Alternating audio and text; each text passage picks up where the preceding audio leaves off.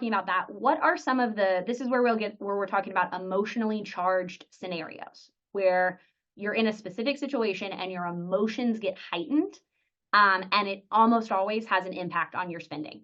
Anybody got an idea? Anybody want to throw them out in the chat of emotionally charged scenarios that would just get your feelings high? Bad day, stress at work, yes, huge ones. Overspending, emotional, food, when you're hungry, yes, yeah, that's a huge one. Discounts, grocery shopping while hungry, yes, this is a huge one. We'll come back to that. The holidays, oh my goodness, good emotions, bad emotions, highs, lows, social media, when you're not well rested, just because peer pressure, bored at night and scrolling. Laura Lynn, thank you. Yes, you're right. Christmas shopping for your kids, what a landmine of peer pressure for them, wanting for them to fit in, wanting to feel like you're performing the act of parenting well. Social media, 100% being influenced. This is just being impulsive. Oh, Jean, you're singing the song of my heart, girl or boy. That could go either way. Sorry. But that is very true. Just plain impulsivity, fear of missing the deal. Yeah, some of you guys are hitting on this. The drivers of human behavior, they haven't changed since time immemorial. Like, these are the same things. And you know what's the tricky thing? So I don't know if any of you guys have ever read any Thinking Fast and Slow, whatever the book is. Daniel Kahn, I think, really good one about like how decisions get made. These drivers of human behavior, they haven't changed. They are the same ones. Fear of missing out, greed, desire, sense of urgency, all of these things that kind of can be used to short circuit our logic brain and put us straight into amygdala realm where we're reacting and we're trying to keep ourselves safe and we're trying to stay on top of things. That is what all sales techniques are going for. That's what they're all based off of. They haven't changed. They're at play. And one of the craziest things is you can know what driver is being used against you. Like, you can be looking at an ad, you can have something click up and you can know, oh, they're trying to use my sense of urgency. And guess what? It does not diminish the efficacy of that tactic. Like, you can know it's being used against you and it still works.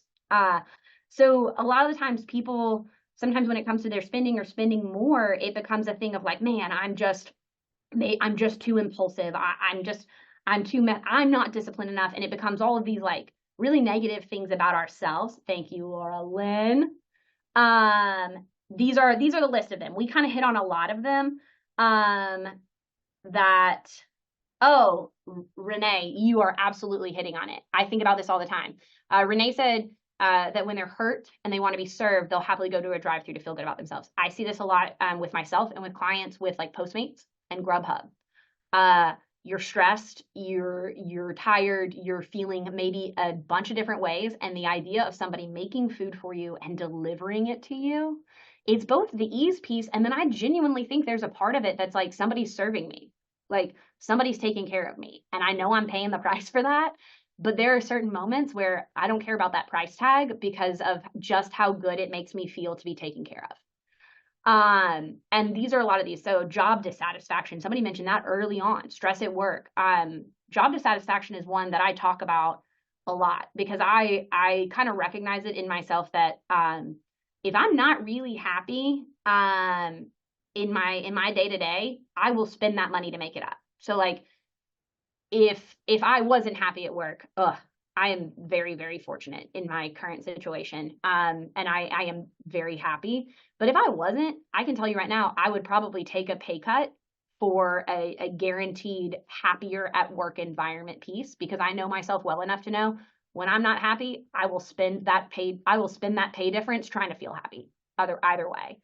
So yeah, these things over here, trying to impress, being overly tired. I love whoever threw that one out there. I don't think about it a lot, but yes, being tired impacts our decision making a ton. Like, we have a lot of data on this. The pressure from friends, the lack of contentment. And I think these things, like, these are big things. I don't know about you guys, but if I went through this, like, at any given moment, I'm experiencing like at least 5 of them, just because I'm existing as a human being in the world. And that's a lot and it's overwhelming. And so this is an important thing to remember is again, a lot of the times when it comes to our financial situation, our financial standing, that becomes a situation that we, or a story that we use about ourselves, um, to tell a story that's not very nice about ourselves. Like, I'm not good with money. There I go messing up again. Oh, I'm not disciplined. All of these things. And I think it discredits the fact that all of us that are trying to be good with our money, be safe and keep ourselves secure, we're fighting a really big battle, because every message we receive across the board from the minute we like open our eyes or ears is telling us to spend money, frankly. And honestly, they're telling us to not be satisfied, because cosmetic companies and food companies and clothing wear and everybody, they don't make money off of you being happy and content with your life.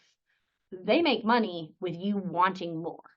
And that's all that messaging is. So you are fighting a battle against billions and billions and billions of dollars of effective lobbying and advertising that is telling you you need to go do things to feel a certain way, and all of those things cost money. And so I think it's really important to kind of bear that in mind, that you're a warrior. Like, you're out here battling against these things, and it's not easy, and changing established behaviors is really, really hard.